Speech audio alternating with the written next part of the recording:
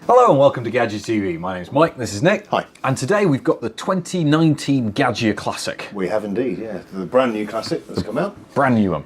Cosmetically, not a lot different. No. But there are a few big changes Yes. to the machine. Let's talk about what you get inside the box first, shall we? Okay, yeah. So you're going to open the box. You get the machine. You get a machine. And the accessories that you get with it, obviously you get a plastic tamper and a scoop for your coffee. This is 7 grams of coffee. And then we get two traditional baskets. Right, and that means that they've got the holes in the bottom and the holes in the top. Yeah, perforated right the way through. All the way through.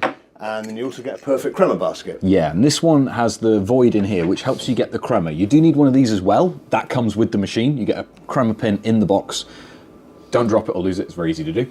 But this helps you get the crema while you're just learning how to use the machine, and then you can graduate onto one of these when you're and we've spoken about that before already, but sort of pre-ground, pre-bought, pre-ground coffee. So and your basic tins, your famous brands, always a little bit coarser ground than you would normally do to get a perfect espresso. So the perfect crema basket helps you get a fantastic looking coffee. But when you get a little bit more skilled, or if you go up to a grinder yourself, then you these two that you'll traditional baskets really. So you get the handle as well. The handle is a slightly redesigned all chrome handle with the chrome effect on the end here, and the splitter is a metal one as well. It is, yeah. Brass underneath. Yeah. Chrome plated brass. Yeah, that's. But the splitter's also gone back to chrome now as well.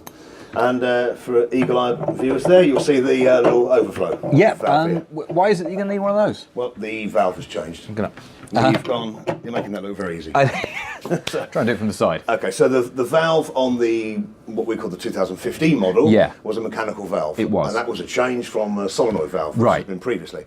This has now gone back to a solenoid valve. It has, yes. Very briefly, pros and cons. The solenoid valve gets a slightly more definite flow. So because it's a positive action valve, when you open it and close it, you can more distinctly switch between the coffee coming out of the brew head and the coffee and the water and the steam coming out of here. So you don't get the dripping that you sometimes get from a mechanical valve down here. The cons of it does require slightly more maintenance. You've really got to stay on top of your descaling. The mechanical valves are slightly easier to clean and slightly easier to maintain, as you say, really. So but the solenoid valve definitely gets this cut off as soon as you push the stop button on here. So then the overflow just comes out of this and straight into your drip tray, really. The other thing that's changed, obviously the switch bank has changed a little bit. It's still a kind of touch button. It's gone back to rocker switches. It has really, yeah. The big difference again, we have reversed now to the more traditional boiler, the aluminium boiler, with the 2 elements on it. Again, pros and cons of both. The stainless steel one is slightly more robust. The aluminium one has got slightly better thermal transfer, so you get a slightly more stable temperature in this one. It has a slightly smaller capacity than the other one. It does as well, add more than adequate capacity for steam ram. And the most exciting for me change on the machine is the wand. The actual steam wand here. Steam wand itself, yeah. We've gone over to a sort of professional style steam wand with 2 outlets here, which sprays the water out. So there's no panorama on this machine. No. We'll show you in a second the steaming, the milk steaming possibilities of this machine. Yeah. You need to learn it. It's a bit of a skill. Yes, with this. it is. With the panorama, gives you a little bit of more tolerance and a little bit more air intake. Whereas this one is a little bit of you're going to have to do that surfing of the temperature of the a little, milk but surface. It's very good, very efficient, and a little bit quicker to froth the milk as well. So although you've got a slightly smaller capacity in the boiler, steaming capacity, it's a faster steam. It is. So you don't need... I mean, I've frothed 3 cappuccinos in a row with this thing, and that's not really been a problem. Yeah, no, very easily, yeah. So that's the kind of the contents of the box. So we're going to show you it in action. Okay. Yeah. I'm going to steam the milk, so this is a professional steam arm. It's a professional steam arm, so it's slightly different to the ones that have been on all the other domestic machines for quite a long time now. I've done this before in a different video, but I'm actually going to unscrew this and show you. You can do this for cleaning, but you do get the 2 holes in the bottom, which I will focus on. There we go. You get the 2 holes in the bottom, which the steam comes out of. It does. So there's no air intake other than that, or there's no place for heating or steaming, and that's the only escape route for the steam. So we've pushed the steam button on here. Okay. Let a little bit of the pressure out. Okay. Yeah. It's fine. And now we just literally submerge the end. And now you want to let a little bit of air in. Yeah. Just literally bringing it down.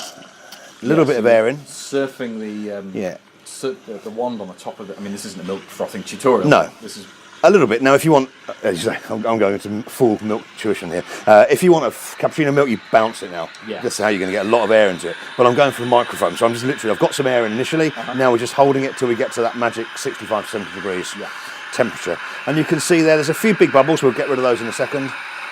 Must remember, this isn't a milk tuition. No. But there we go. I mean, if you do want a milk tuition, I'll put the card on here. for the links for you to go and look at that. So we're getting that to temperature, turn off, and there we go. Brilliant. So we've got the cloth. Can you just pass my cloth? So there's some fantastic microflow milk, and first thing to always do is to just get rid of any milk residues on the top there. As Mike's already said, we can take this little nozzle off if we want to. The final thing you're going to do is purge the wand. I'm going to purge the wand, so we're just going to let this down and open it up into the drip tray, and there we go, fantastic. And that's really cleaned all the milk residues out of that. And again, just another little wipe down. Always make sure that's clean.